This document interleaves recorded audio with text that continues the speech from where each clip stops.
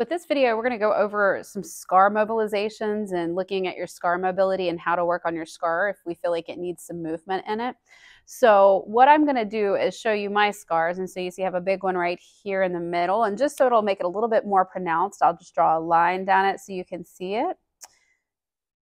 And if we want to look at it and see if it needs some mobility, what we want to do is just take our finger and you can put it right on top and kind of feel.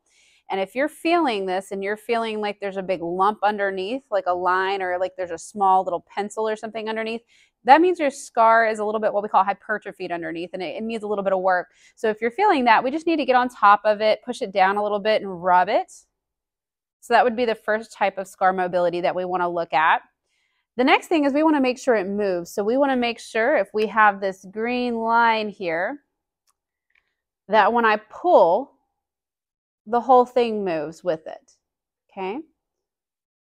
So we're seeing it all goes that way, and I want to push it, and I want to make sure when I push it that it still moves that way as well, that my skin's not stopping. And you can see I have a little bit of stoppage there.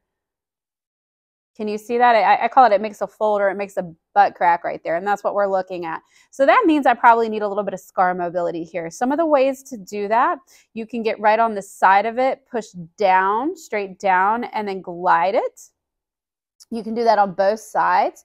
You can do it from the top as well. You see it moves pretty decently from the top.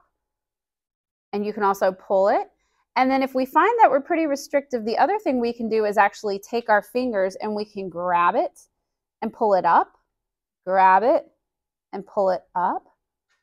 And then as we pull it up, we can go right, left with it, or we can pull it up and we can go up and down with it. And what we're doing is we're trying to feel where it doesn't want to move, and we're moving it. So if you've ever had skin rolling or done skin rolling before, it's kind of that same premise where if I was to take and try to move my skin where it doesn't want to move, I want to make sure that I allow it to move.